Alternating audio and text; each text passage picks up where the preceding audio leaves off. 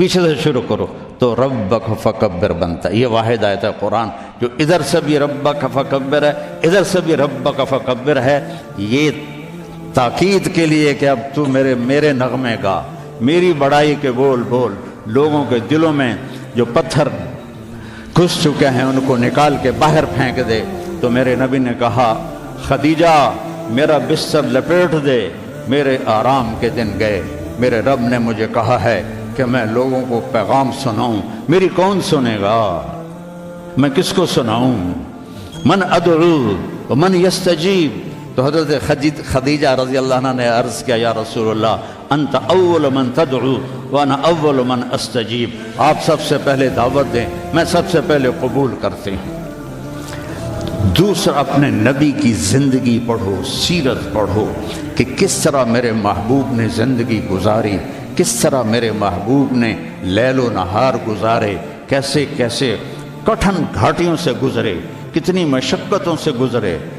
ہائے احد کی جنگ میں جب عتبہ بن ابی وقاص نے پتھر مارا جو یہاں لگا، ناک بھی زخمی ہو گیا، دانت بھی ٹوٹ گئے، تو آپ پیچھے گرے تو ابو عامر خزرج کا اوس کا ایک فاسق تھا، جو جیسے خزرج میں عبداللہ بن ابی تھا سردار بننے والا، تو اوس میں ابو عامر تھا سردار بننے والا، تو وہ بھی منافق ہو گیا۔ تو اس نے کھڈے کھودے ہوئے تھے مسلمانوں کے آنے سے پہلے، تو اس کھڈے میں آپ گرے، اور یہ جگہ کھڈے کے کنارے کے ساتھ لگی تو آپ غش کھا گئے، بے ہوش ہو گئے۔ تو صحابہ سمجھے آپ کا انتقال ہو گیا۔ اس وقت آپ کے گرد ابو بکر تھے، عمر تھے، طلحہ تھے، زبیر تھے، علی تھے، اور عبادہ بن صامت تھے، ابو دجانہ تھے، یہ سعد بن ربیع تھے، نعمان بن حارثہ تھے، یہ آپ کے گرد کھڑے ہوئے تھے۔ تو تھوڑی دیر کے بعد آپ کو ہوش آیا تو انہوں نے کہا یا رسول اللہ اب تو ان کے لیے بد دعا کریں۔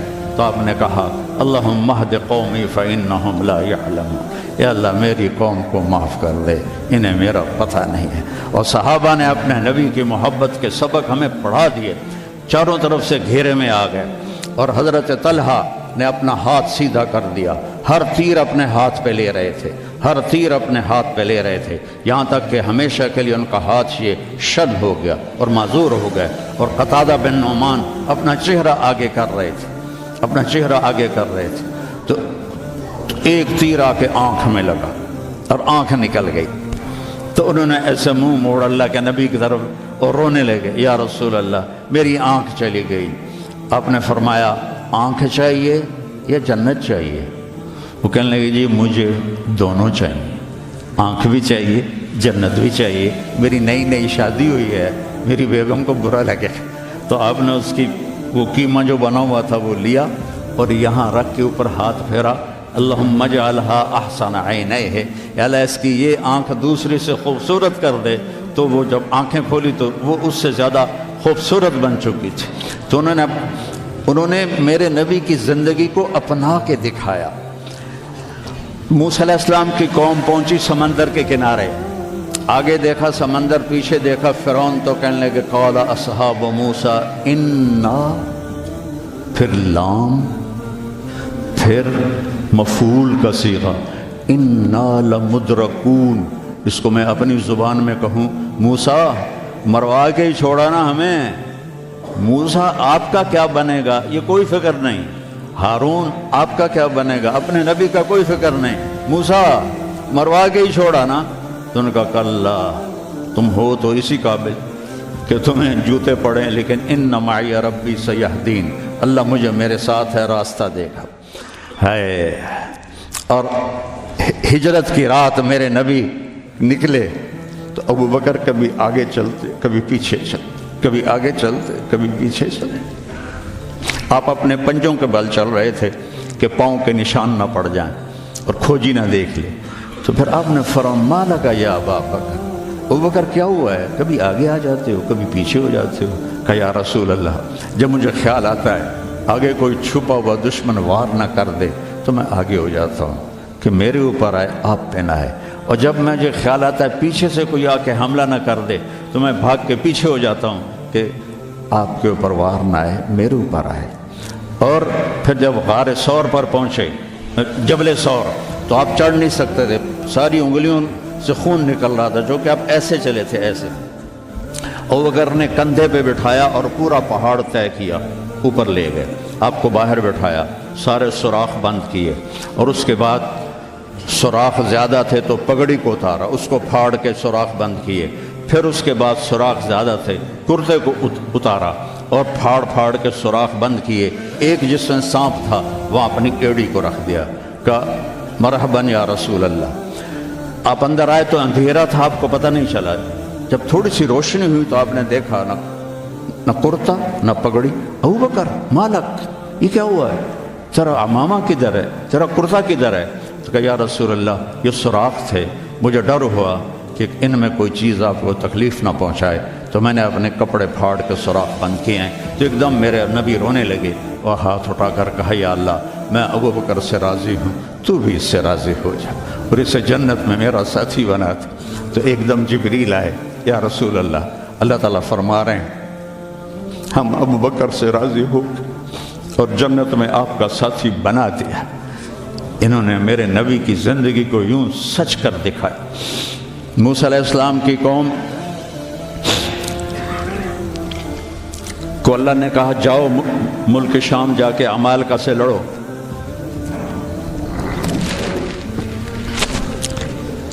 ان کا اذهب انت وربک فقاتلا، تو جا تیرا رب جائے، ہم نہیں لڑتے۔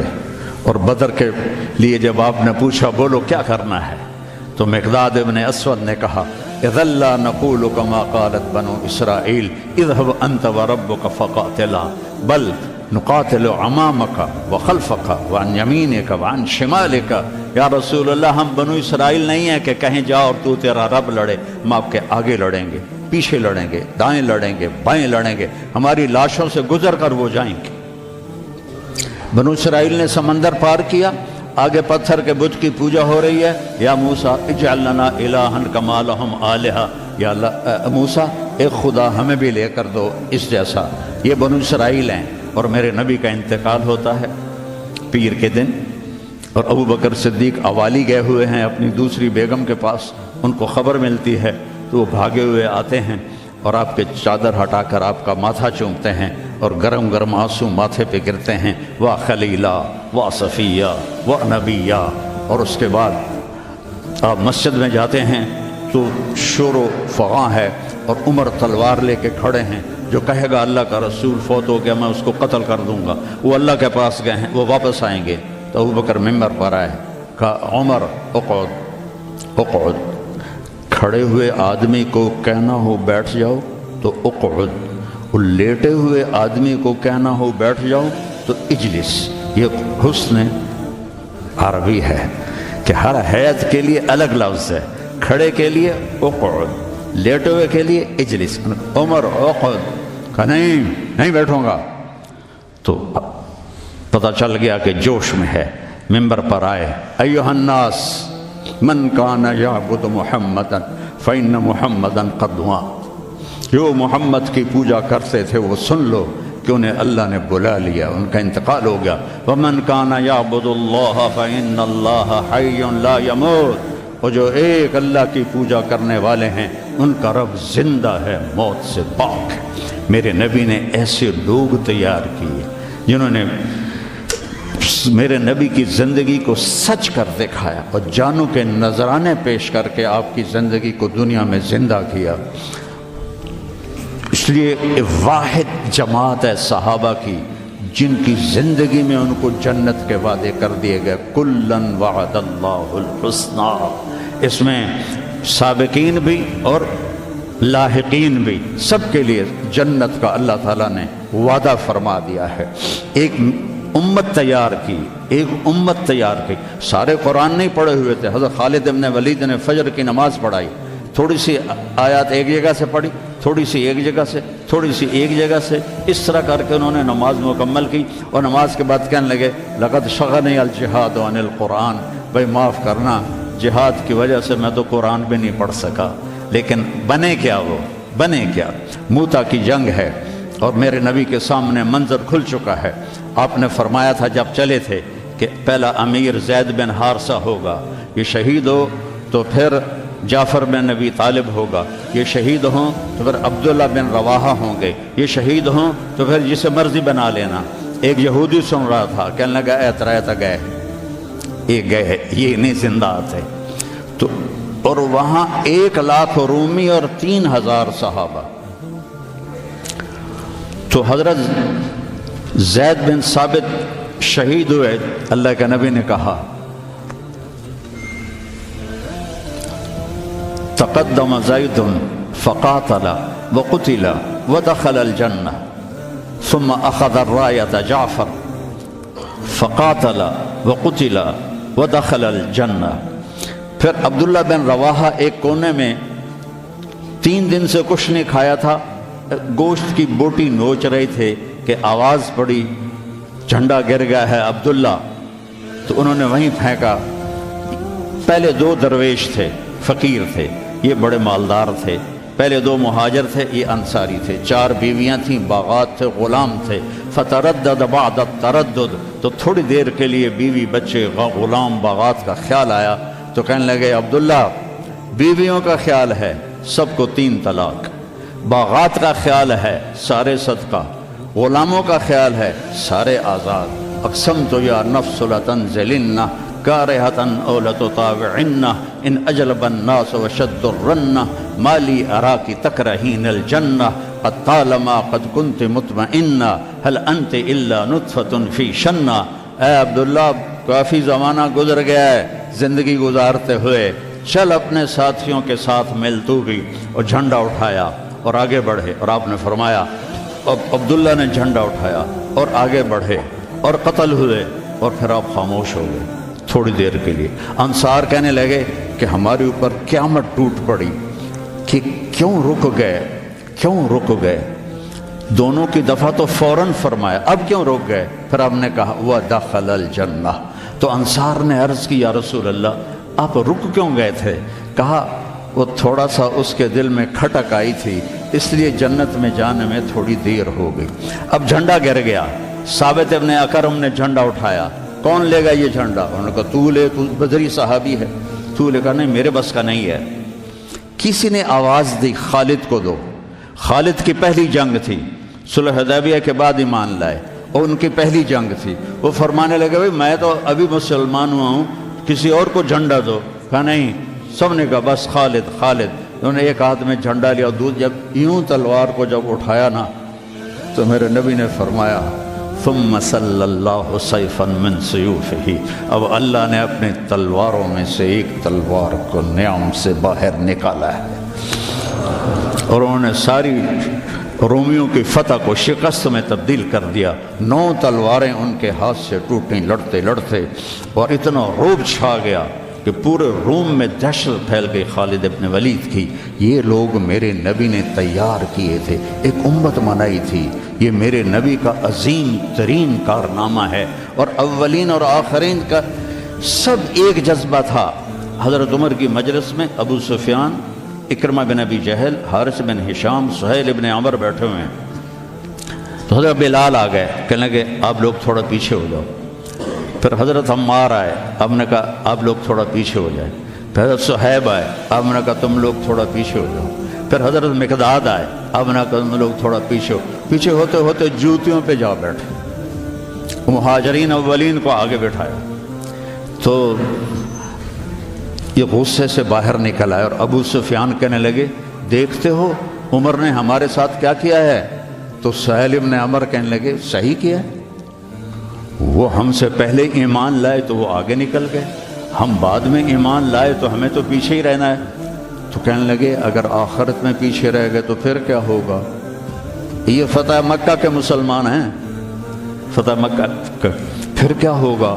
تو سارے گھبرا کے حضرت عمر کے پاس آئے کہ ہم نے دیکھ لیا ہے جو تو نے کیا ہے ٹھیک کیا ہے، چلو ہم پیچھے رہ گئے ہیں، لیکن کوئی طریقہ بتاؤ کہ آگے نہیں بڑھ سکتے تو جنت میں ساتھ تو ہو جائے۔ تو انہوں نے فرمایا انہوں نے جہاد میں جان دی تھی، تم بھی جانیں لگا دو تو تم بھی ان کے ساتھ ہو جاؤ گے۔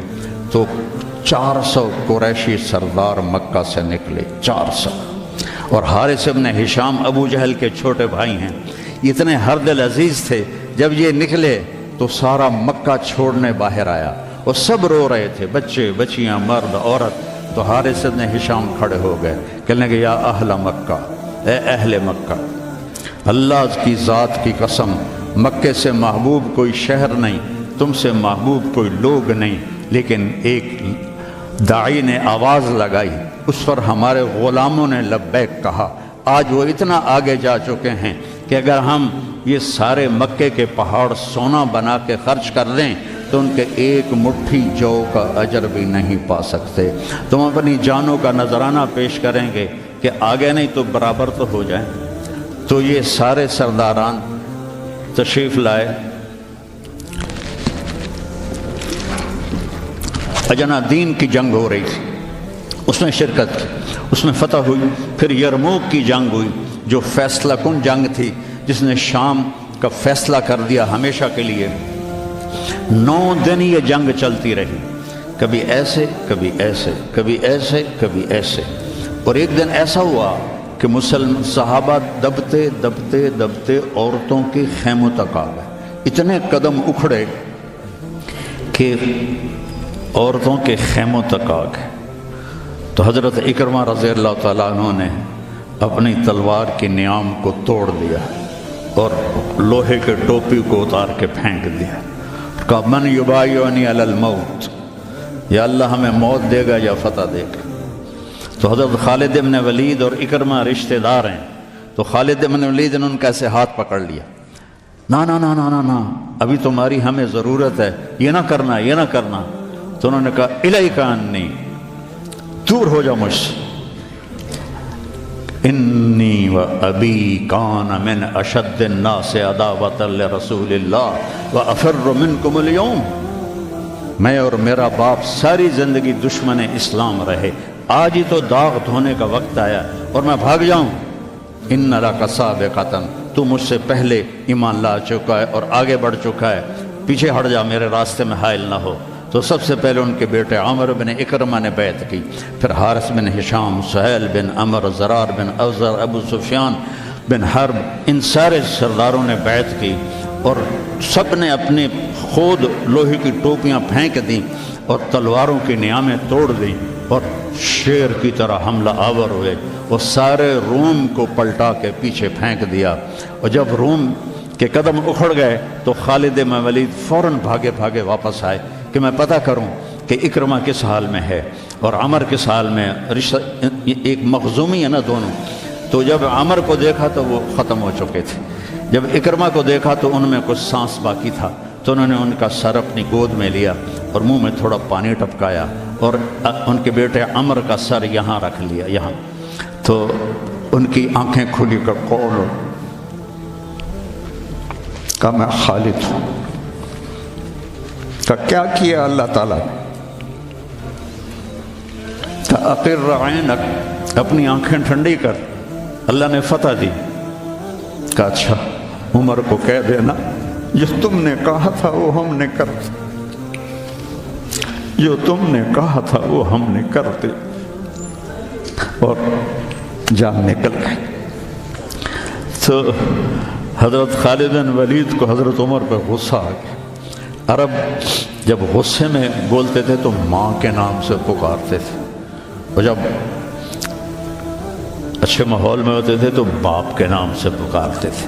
تو یہاں حضرت خالد کہنے لگے کلا زعم ابن الحنتمہ اللہ نستشہد۔ حنتمہ حضرت عمر کی ماں کا نام ہے، حنتمہ کا بیٹا اب یہ نہیں کہہ سکتا کہ سرداروں نے جان قربان نہیں کی۔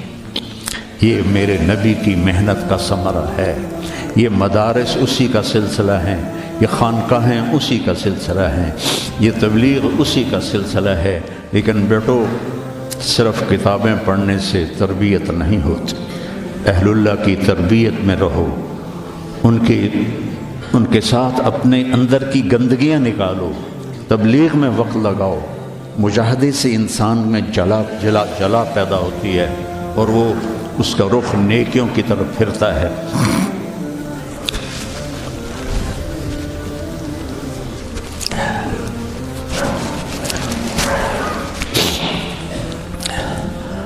تو نیت کرتے ہو سارے؟ چند باتیں کہتا ہوں. اپنے اس ماحول میں غیبت کسی کی نہ کرو نہ سنو. غیبت اشد من الزنا، غیبت زنا سے زیادہ سخت کام ہے. غیبت نہ کرو کسی کی. کئی لڑکے بہت ہی نیچے چلے جاتے ہیں، اپنے استادوں کی غیبت کرتے ہیں. یہ محروم ہو جائیں گے، یہ کبھی بھی علم حاصل نہیں کر پائیں گے. تو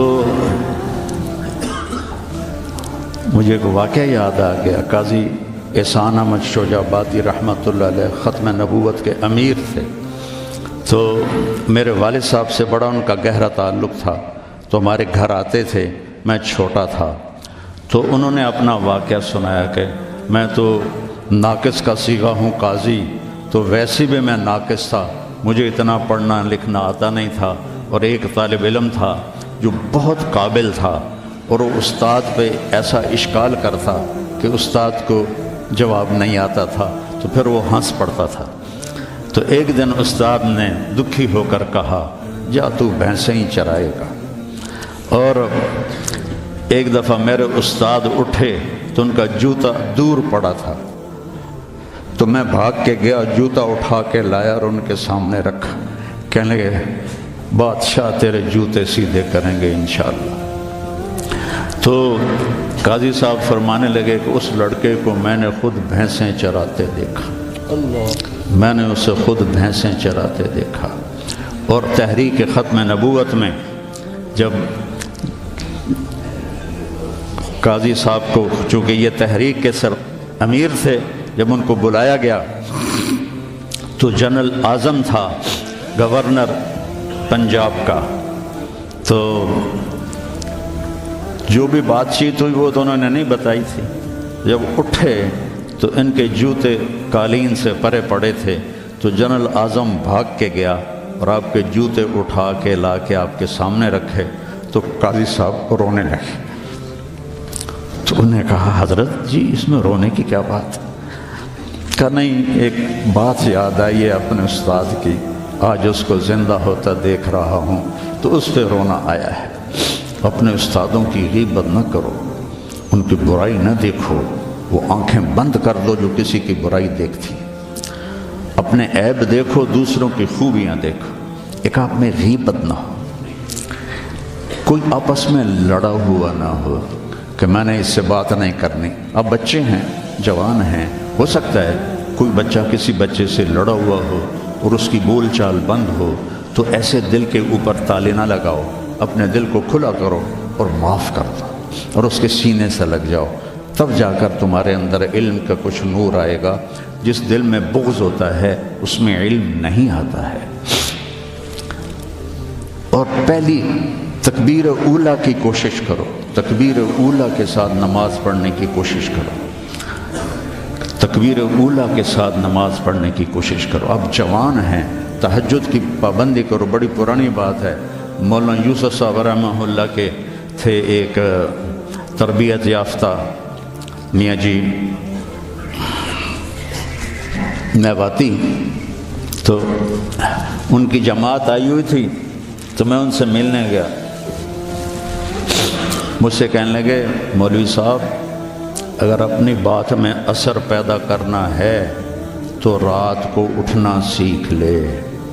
اگر اپنی بات میں اثر پیدا کرنا ہے تو رات کا اٹھنا سیکھ لے. یہ آپ سے بھی کہتا ہوں کہ رات چاہے 2 نفل پڑھ لو، لیکن رات کو اٹھ کر قم اللیل الا قلیلا نصفہ او انقص منہ او زد علیہ ورتل القرآن ترتیلا. یہ رات کا اٹھنا، ان ناشئۃ اللیل ہی اشد وطئا واقوم قیلا ان لک فی النہار سبحا طویلا واذکر اسم ربک وتبتل الیہ تبتیلا.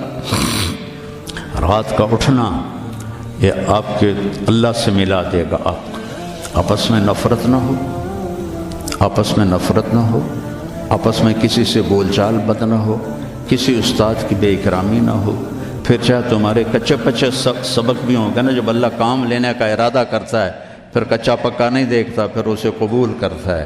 مولانا تعالی شاہ بخاری رحمہ اللہ نے دورہ نہیں پڑھا تھا، صرف مشکات تک پڑھا تھا۔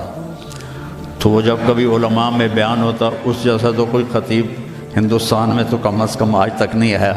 وہ کہتے علماء کرام مجھے تو مشکات ہضم نہیں ہو رہی اور میں گلی گلی پھر رہا ہوں، تم سارے دورے پڑھ کے آرام سے بیٹھے ہوئے ہو۔ یہ ان کا ایک جملہ مجھے سنایا۔ ہمارے استاد مولانا ظفر صاحب رحمہ اللہ فوت ہو گئے، ٹھینگی میں ان کا مدرسہ تھا جامعہ خالد بن ولید۔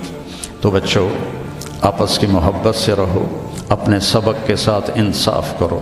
مولانا منظور صاحب آپ کے بہت بڑے محسن اور ہمارے مکتب فکر کا بہت بڑا یہ سرمایہ ہے، تو ان کی دل سے محبت کرو۔ یہ چیزیں محبت سے منتقل ہوتی، محبت سے چیزیں منتقل۔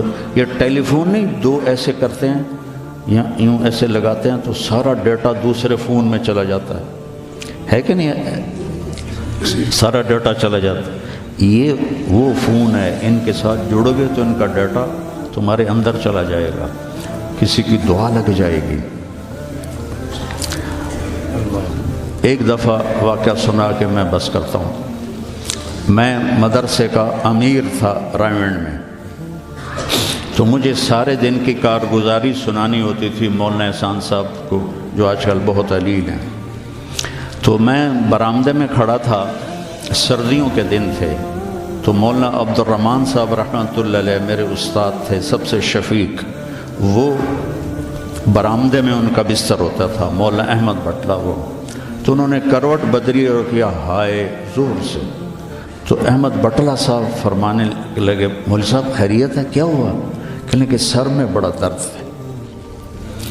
تو اس وقت رائمنڈ میں تھرموس رکھنا جرم تھا، تو 2-3 لڑکے تھے جنہوں نے چھپا کے رکھا ہوا تھا، تو مجھے پتا تھا، تو میں اسی وقت اڑ کے گیا اور اس سے میں نے کہا تھرموس دو، انہوں نے کہا وہ وہاں چھپا کے رکھا ہے۔ میں نے وہ لیا اور بغل میں دبا کے اوپر چادر لے لی، سردیوں کا زمانہ تھا۔ مولانا تشریف لائے، ان کے ساتھ میں ان کے گھر تک گیا، ان کو کارگزاری سنائی، وہ اندر گئے، میں نے وہیں سے دیوار سے چھلانگ لگائی۔ یہ 72-73 کی بات ہے، جب کوئی بازار نہیں تھا رائمنڈ میں، 2-3 صرف چھوٹے چھوٹے ہوٹل تھے اور 10 بجنے والے تھے، اور اس وقت سناٹا ہوتا تھا۔ میں نے کہا یا اللہ چائے بھی مل جائے اور سر درد کی گولی بھی مل جائے تو آج میرا کام بن جائے گا۔ تو میں نے سارا دیکھا تو سب ہوٹل بند، ایک ہوٹل بند تھا لیکن تھوڑا سا کیواڑ کھلا ہوا تھا اور اندر سے روشنی آ رہی تھی۔ وہ انور نام کا ایک ساتھی تھا مرحوم، اس کا ہوٹل تھا۔ میں اندر گیا، میں نے کہا بھائی انور چائے چاہیے؟ کہا بھائی میں تو تھک گیا ہوں سارا دن، تو خود بنا لے۔ تو وہ سٹوو ہوتا تھا ہوا والا، وہ میں نے چائے بنائی، تھرموس میں ڈالی۔ میں نے کہا کوئی سر درد کی گولی ہے تیرے پاس؟ اب چائے کے کھوکھے پر کھوکھا، سر درد کی گولی کا کیا کام ہے؟ کہنا کہ وہ پھٹے پر دیکھو شاید کوئی پڑی ہو۔ تو میری تقدیر میرا ساتھ دے رہی تھی، میں نے دیکھا تو ایک ساری ڈان ہوتی تھی اس وقت، وہ سر درد کی گولی تھی، جیسے آج کل پیناڈول ہے، وہ ساری ڈان پڑی تھی۔ میں نے کہا لے بھائی آج کام بن جائے گا۔ میں نے وہ لی اور دوڑ لگائی، اور جب مولانا چادر لے کے پڑھتے تو میں نے ایسے پاؤں دبائے، تو انہوں نے سر سے رضائی ہٹائی، مجھے دیکھا، کیا بات؟ میں نے کہا جی یہ چائے ہے، یہ گولی ہے، آپ کھا لیں، آپ کے سر میں درد۔ تو ان کے منہ سے کلمات نکلے، اس کا میں ثمرہ ہوں، اپنی ذات میں کچھ نہیں، میرے استاد کی دعا مجھے لگی۔ ان کے چہرے پر اتنی خوشی آئی، وہ بڑبڑاتے ہوئے، الفاظ مجھے سمجھ میں نہیں آ رہے تھے لیکن میرے لیے دعا فرما رہے تھے۔ تو ایسے موقع تلاش کیا کرو کہ آپ کو استاد کی خدمت کا موقع ملے، تو ان کے منہ سے دعا نکلے اور آپ کے کام بن جائیں۔ تو سارے بچے اس کی نیت کرو، اپنی پڑھائی کے ساتھ انصاف کرو، آپس میں پیار محبت سے رہو۔ نیت کرتے ہو نا سارے؟ اللہم لک الحمد۔ نکاح ہے، لو مفتی امجد کی بیٹی کا نکاح ہے. بسم اللہ الرحمن الرحیم. یا ایھا الناس انا خلقناکم من ذکر و انثی وجعلناکم شعوبا وقبائل لتعارفوا ان اکرمکم عند اللہ اتقاکم. وقال النبی صلی اللہ علیہ وسلم اعظم النکاح برکۃ ایسرہ معونہ. جی بیٹا اسامہ، عائشہ سید عائشہ بنت مفتی امجد کو مہر فاطمی کے وضع کے نکاح میں دیا. قبول ہے؟ قبول ہے. بڑے زور نال بولے. ہمارا ایک زمیندار دوست تھا، اس کے گاؤں کا ایک بچہ کنڈکٹر لگ گیا بس میں. تو کنڈکٹر کا کام ہوتا ہے ڈرائیور کو کہنا استاد جی آن دیو، استاد جی جان دیو، استاد جی کٹ لو موڑ لو. اس کا نکاح ہو رہا تھا تو مولوی صاحب نے اس سے کہا ابھی ٹھہر جا بات تو کرنے دے. تو مولوی صاحب نے اس سے کہا فلاں فلاں کی بیٹی اتنے مہر کے ساتھ تیرے نکاح میں دی، تجھے قبول ہے؟ تو کہتا آن دیو. تو اس کے بھائی نے اس کو ایسے کونی ماری، کہتا جان دیو.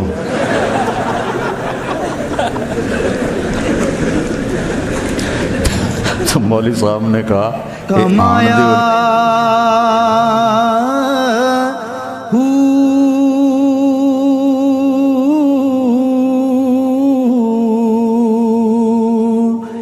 نام بھج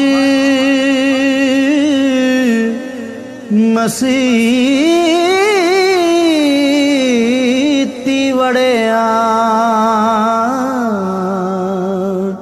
نا تسبا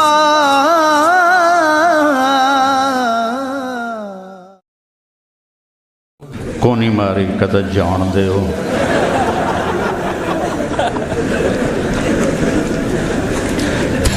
تو مولوی صاحب نے کہا اے آن دیو جان دیو نال تیرے نکاح نہیں ہوئے گا. تو کہا میں نے قبول کیا. تو اللہ برکت دے. اللہم لک الحمد انت اہلہ. ہاں ہاں ہاں ہاں بھائی، اللہ تعالیٰ نے میرے اوپر یہ احسان کیا. میں جب پڑھتا تھا تو میرا ساتھ خارجی مطالعہ بہت تھا. اللہ نے ذہن اچھا دیا تھا تو اپنی کتابوں سے فارغ ہو کر خارجی مطالعہ کرتا تھا. تو ہمارے ہاں عام معمول نہیں ہے اجازت حدیث کا، سند کے سافل اور عالی ہونے کا کوئی زیادہ رواج نہیں ہے. عرب میں بہت ہے. تو مجھے پتہ تھا کہ سند عالی بھی ہوتی ہے، سافل بھی ہوتی ہے. تو دورے کے آخری دنوں میں نے خیال دوڑایا کہ کس سے جا کے اجازت لی جائے. تو مولانا عزیر گل رحمۃ اللہ علیہ شیخ الہند کے براہ راست شاگرد تھے. تو وہ رہتے تھے سخا کوٹ کے آگے گاؤں تھا. تو میں نے رائمنڈ میں، ہم جامعہ رشیدیہ میں دورہ کرتے تھے. جب رائمنڈ میں دورہ نہیں تھا، مولانا عبداللہ صاحب رائے پوری ان کی وجہ سے ہمیں وہاں بھیجتے تھے.